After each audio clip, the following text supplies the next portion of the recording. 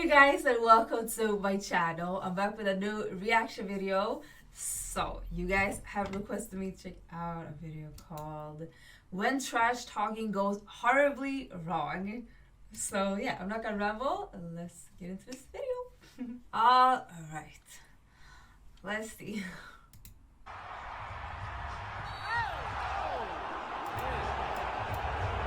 Let me see this again.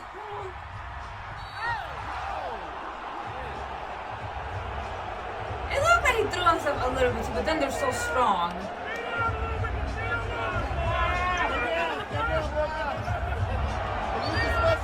This clip will go down in the Basketball Trash Talking Hall of Fame. Not because Devin Booker's trash talking worked, not because he actually backed it up or anything, but because of the absolute obliteration that was to follow. Devin Booker did not know it at the time, but this is where it all ended. A video taken moments before disaster.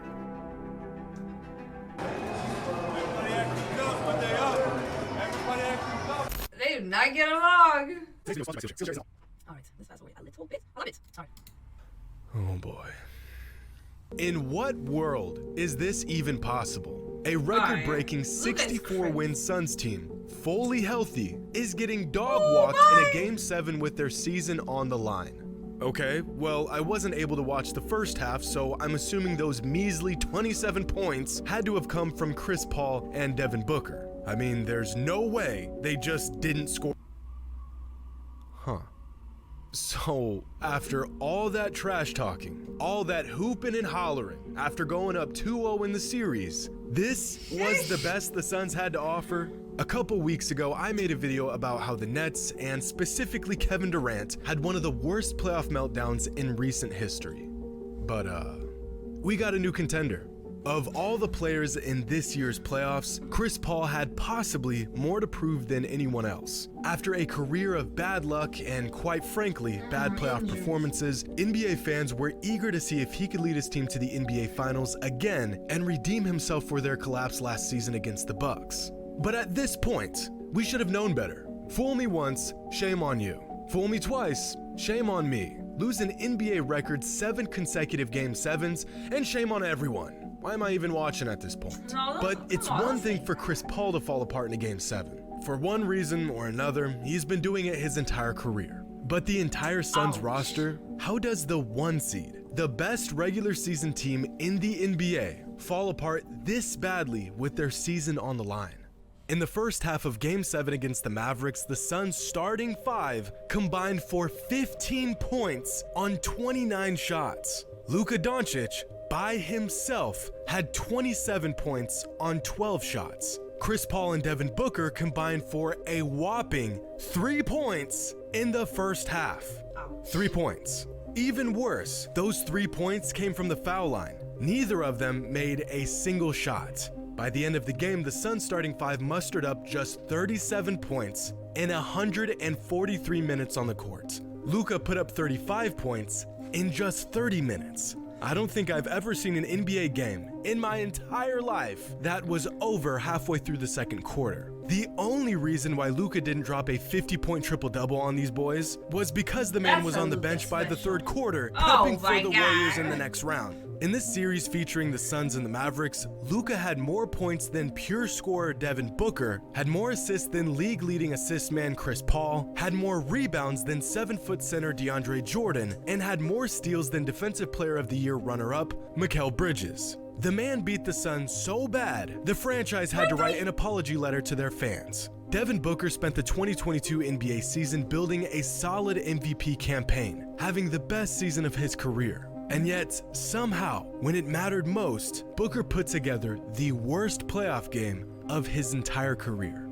The man didn't even put up a fight. It's like there's no fire in him. He's not rising up in these big games. And this big game mentality is what separates guys like Luka and Giannis from others. Sure, these guys are vastly more talented than their peers, and that definitely helps. But just as valuable as their Not from Europe, so I'm supporting my fellow skill set and physical tools is their will to win. Luka Dončić would rather die trying than lose a Game 7 like this. The man won't back down to anyone, and he has the game to back it up. I mean, seriously, Is there anything better in sports than a superstar who plays better under pressure? A player that can take the trash talk, spit it right back, and make you regret it. Luka said it best after their Game 5 loss against the Suns.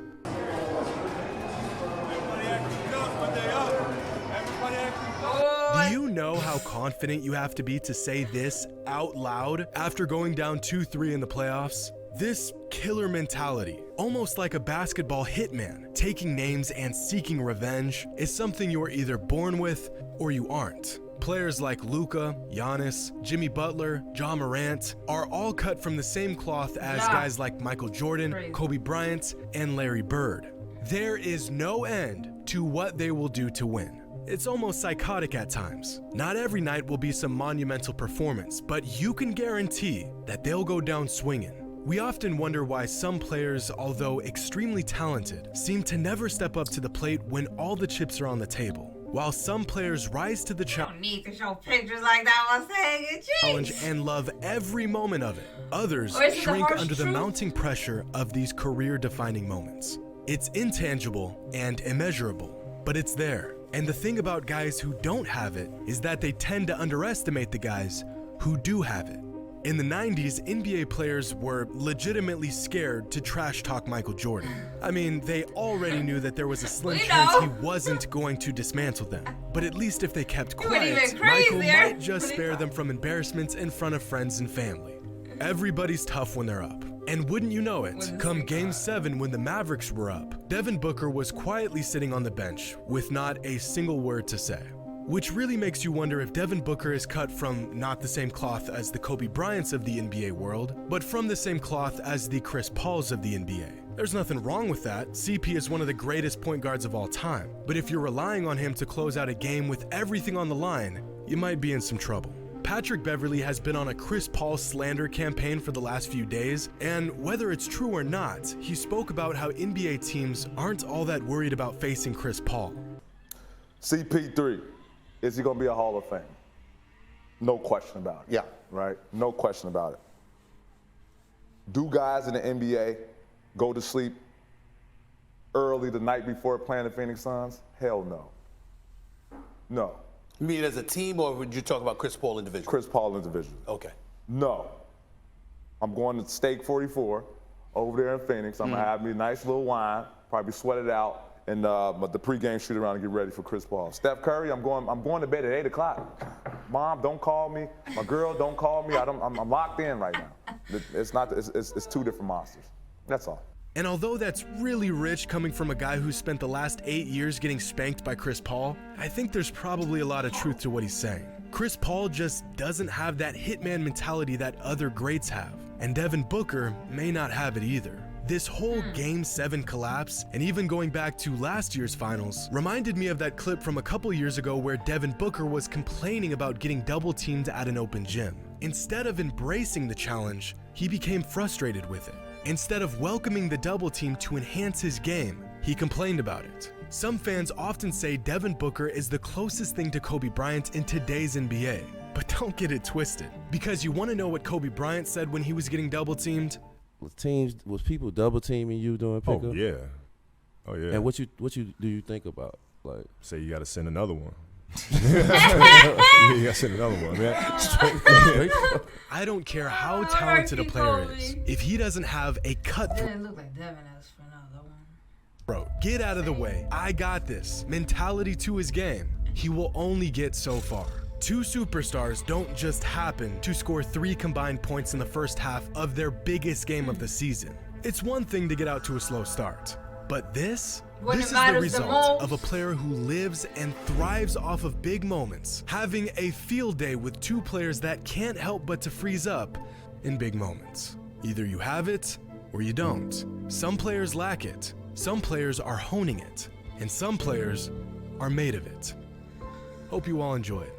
And as always, until next time.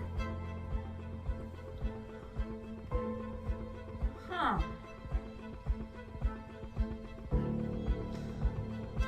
Not the video. I didn't expect it to be like this. I thought it was gonna be a lot of jokes. I mean, it was some, but like, it's pretty serious. Like, is this accurate?